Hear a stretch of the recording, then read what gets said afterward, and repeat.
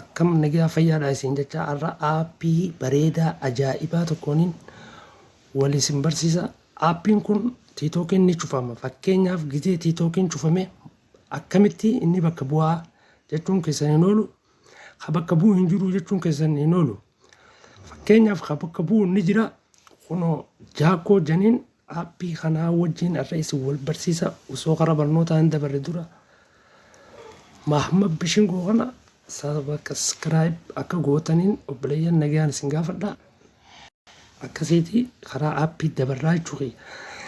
Laayikii subscribe akka bira hin kunne akka gootanii barnoota ajaa'ibaa akkanaa kana hedduudhaa jira. Hedduudhaa wajjin isin wal barsiisa. Akkasii karaa barnootaa haa deemnu.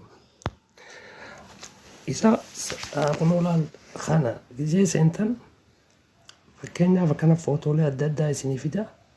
Kana kafeetan ni tuutan jechuudha. Ol siitanii kafeetan gootan ammaa fakkeenyaaf bira kutuullee ni dandeessan. Bira ni kuttan karraa gamanaa kana tuutan laala. Kan xiyyaan ammatti yeroo kana tuutan okkee ta'an konfireem jetteeni seenta bakka seentee jechuudha. Yeroo isa seentoo fakkeenyaaf kunoo inni akkana keessisaa haala itti akkaamtii mataa isaa banattu ni seenta. Addala dhufte jechuudha. Bilbilaan banachuu feetamoo akkaamtii Google jaa.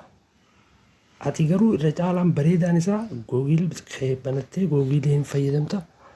Akkaamtii dhuunfaa keetii as tuutamma. Waytii kana tuute booda emeela hanga isin keessaa qabdan isinii fidaaf. Emeela keetirraa kafeetutti ni godhattaa jechuudha. Ammaan ka jalaa kanatti haa godhu. Ijeen fakkeenyaaf kan jalaa kanatti haa godhu.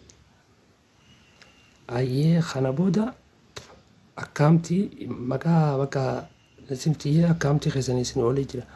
Akkamitti itti profaayila isaa jiraachuu dandeessan gamana tuuta.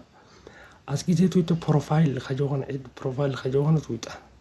Kunoo isa kana yeroo isa kana tuute maqaa itti galchisiin jaa ka gubbaarratti maqaa sii fida. Yeroo inni maqaa sii fide maqaa kee itti galchita. Akkaamtiin hin qabaa ka biraa garuu isumaaf jeeti. Saaladdiin godhee itti galchuu fakkeenyaaf kan godhee itti galchaa. Ayyee saaladdiin aappichi godhee itti galchaa. Konfireem jettaniin. Ayyee maqaa lammaffaa kanumatti tuutan. Ayyee kanarraa ga'ee isin agarsiisu. Ayyee amma saaladdiin akkuma san godhee xiyyaan kenni isinii fidu tuutan maqaan qayyartanii jechuudha. Konfireem jettaan amma maqaa namni si dura fayyadamu osoo hin ta'in kan lammaffaati kan ati itti gootu kan inni raayitii irratti seeqannu jechuudha. Okkee jettaan yeroo okkeettiin booda kan sadaffaatti kunna dhalaadha moo dhiira jaa ati kafeetu godhatta. An amma dhiira jawwuun godha meel kajoo kana.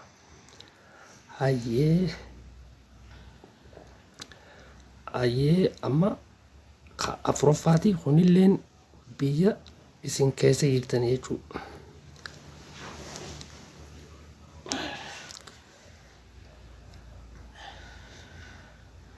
Ayyee waan irratti hojjechuu feetan jaa kana waan feetuuta. Ayyee amma kana biyya keessa jirtan jaa biyya sana mani tuutan feetan bakka jirtan tuutan jechuu fadheeti.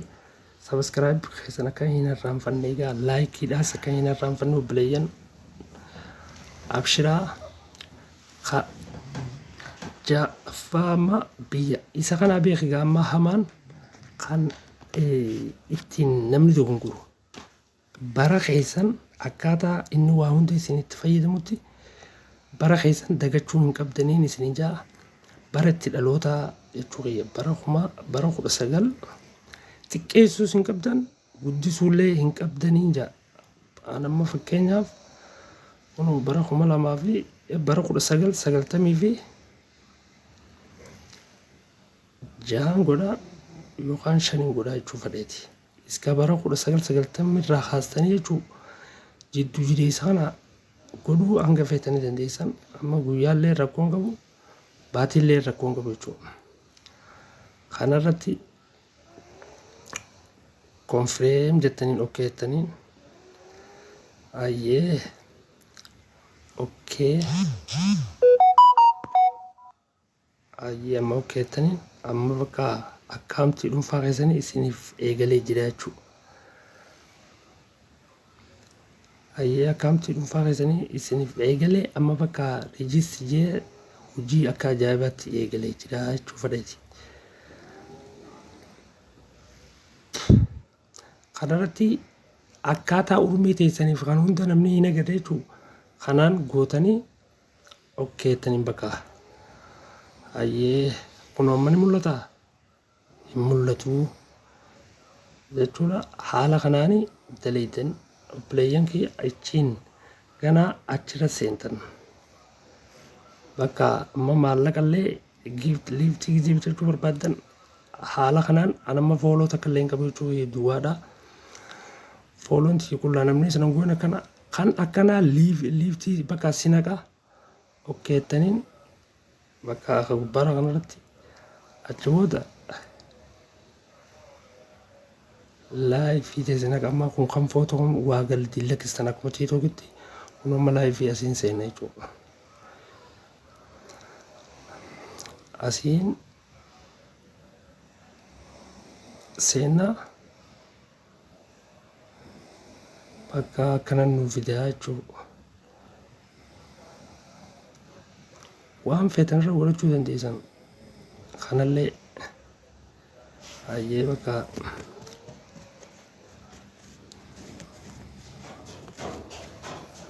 itti galtaa kan fooloo takka illee hin qabne jechuudha.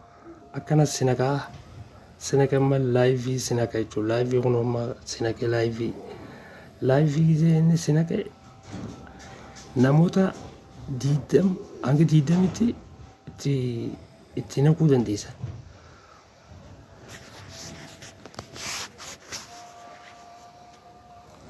Akkasii obboleeyyan haala kanaan seentanii jechuu kiyya waa hunda godhachuu dandeessan kaanis giiftii bitachuu waan adda addaa hedduu dandeessanii jechuu fedheeti.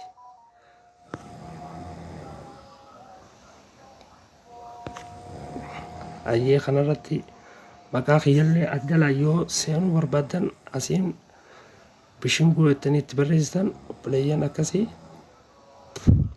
hayyee amma kana keessaa bahu. Amma akkana namoonni asirra liiftii akkana walii kannan haala kanaan banadhaan isin jaa obboleeyyan kiyya asirra maqaa itti galchitanii bishinguu jettanii itti galchuullee dandeessan isiniif dhufa. Akkasiitii isa kana itti fayyadamaadhaan isiniin jechuudha.